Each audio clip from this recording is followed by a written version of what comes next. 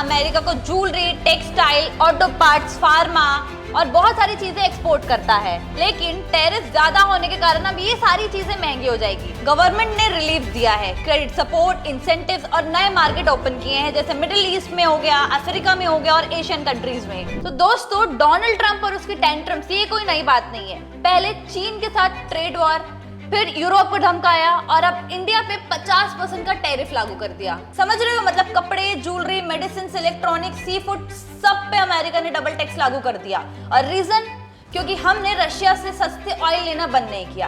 Trump जी को पसंद नहीं आया तो उन्होंने ट्रेड पर पूरा गुस्सा निकाल दिया। चमकी रैंचो, तूने तो मुझे डरा ही दिया। हाँ, आज अपने दोस्तों से नहीं मिलाएगी मुझे। ये तो तुझे जानते ही है, चल फिर भी बता देती हूँ। ये है रैंचो और इससे पॉलिटिकल कहानियां सुनने का बड़ा शौक है। और ये है चमकी, इसे पॉलिटिकल बातें सुनाने में मजा आता है। अच्छा, तो एक बात बता रैंचो, क्या तुझे पता है कि टैरिफ का मतलब क्या होता है? हाँ, ट्रैफिक ना जो रास्तों पे लग जाती है कभी कभी। अरे ट्रैफिक नहीं, टैरिफ। चल तुझे बताती हूँ कि टैरिफ एक्चुअली होता क्या है। तो इसको ऐसे समझते हैं, मान ले रैंचो, तूने कोई चीज खरीदी जिसका एक्चुअल प्राइस 100 रुपए है, पर तूने उसके लिए 125 रुपए दिए क्योंकि उसे दूसरे देश से एक्सपोर्ट किया गया था। तो जो 25 रुपए तूने भरे वो टैक्स है जो हर देश लेती है एक्सपोर्ट के लिए। इसे ही टैरिफ कहते हैं। अच्छा, अब समझा।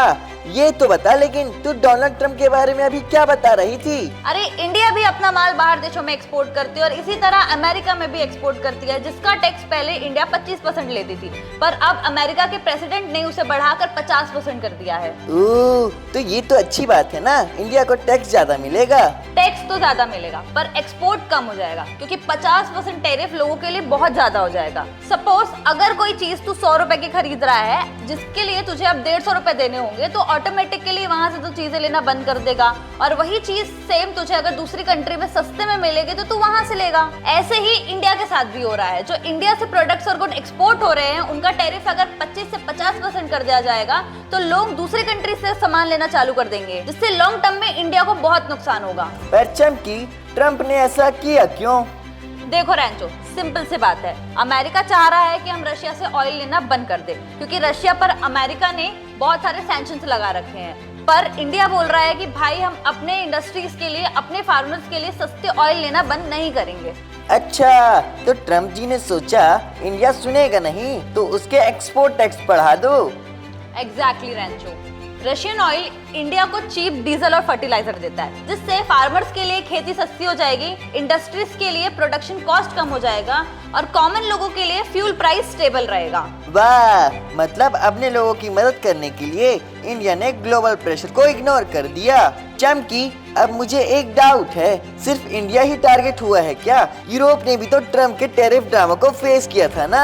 हाँ, यूरोप पर भी प्रेशर बना था और यूरोप ने कहा कि हम अमेरिका पर रिटेलिटरी टैक्स लगाएंगे, पर उन्होंने ये प्लान ही ड्रॉप कर दिया और कन्फ्रंटेशन से बचने का रास्ता चूज कर लिया।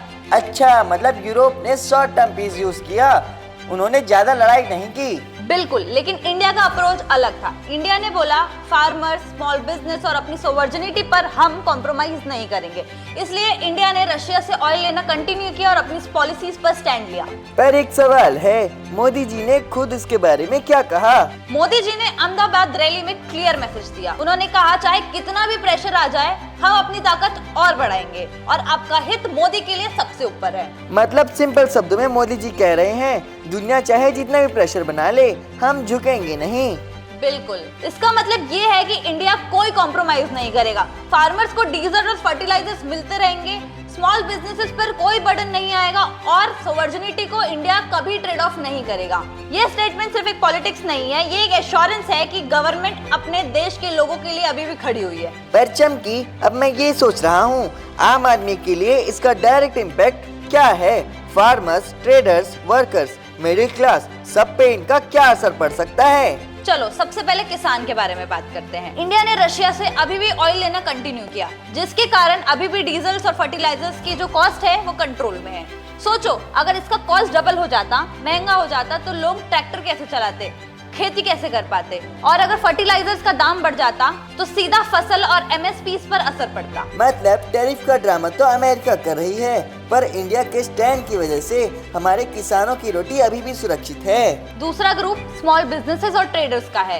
इंडिया अमेरिका को jewellery, textile, auto parts, pharma और बहुत सारी चीजें एक्सपोर्ट करता है, लेकिन टैरिफ ज्यादा होने के कारण अब ये सारी चीजें महंगी हो जाएगी, जिसके कारण लोगों को शॉर्ट टर्म के लिए प्रॉब्लम्स होंगी। लेकिन इसका सॉल्यूशन क्या? गवर्नमेंट ने रिलीफ दिया है, क्रेडिट सपोर्ट, इंसेंटिव्स और नए मार्केट ओपन किए हैं, जैसे मिडिल ईस्ट में हो गया, अफ्रीका में हो गया और एशियन कंट्रीज में। इसका मतलब अगर एक दरवाजा बंद हो रहा है तो इसके बजाय 2 दरवाजे खुल भी तो रहे हैं। तीसरा, मिडिल क्लास और कंज्यूमर्स। अगर पेट्रोल और डीजल के दाम बढ़ जाते तो लोगों के लिए प्रॉब्लम हो जाती, उसका डायरेक्ट इफेक्ट ट्रांसपोर्ट पर पड़ता। लेकिन इंडिया कंटिन्यूअसली रशिया से ऑयल ले रहा है, इसके कारण अभी तक इस दामों में कोई इफेक्ट नहीं पड़ा है। चमकी, इतना सब सुन के एक बात तो क्लियर है, ये सिर्फ इकोनॉमिक पॉलिसी के इशू नहीं है, ये आम लोगों के घर, रोटी और नौकरी और फ्यूचर का सवाल है। बिल्कुल रेंचो, सोचो अगर डीजल महंगा हो जाता तो फर्टिलाइजर्स भी महंगे हो जाते, और अगर फर्टिलाइजर्स महंगे हो जाते तो फूड सप्लाई चेन तो पूरा हिल जाता ना।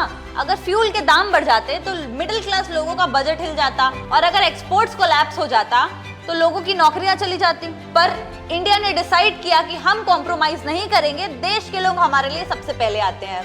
तब भारत ने दुनिया को बोला, हम पीछे नहीं हटेंगे, हम किसान, मजदूर और व्यापारियों के लिए खड़े रहेंगे और कोई भी सुपर पावर हमें दबा नहीं सकती। रेंचो, टेरिफिक टैक्स जरूर है, पर इस कहानी में एक टेस्ट बन गया है, टेस्ट ऑफ इंडिया सोवर्जिनिटी, करेज और यूनिटी। तो दोस्तों, मैसेज सिंपल है, ये सिर्फ सरकार की लड़ाई नहीं, ये हर एक भारतीय की लड़ाई है। जब तक 140 करोड़ लोग अपनी रोजी रोटी के लिए एक साथ खड़े हैं, दुनिया की कोई भी ताकत नहीं है जो भारत को तोड़ सके। तो दोस्तों, ये थी इंडिया वर्सेस यूएस टैरिफ की कहानी। आप लोगों को क्या लगता है, इंडिया ने स्टैंड लेके सही किया? हमें कमेंट सेक्शन में बताइए, और ऐसे ही फैक्ट्स के लिए लाइक और सब्सक्राइब कीजिए हमारे राजा रेंचो शो को।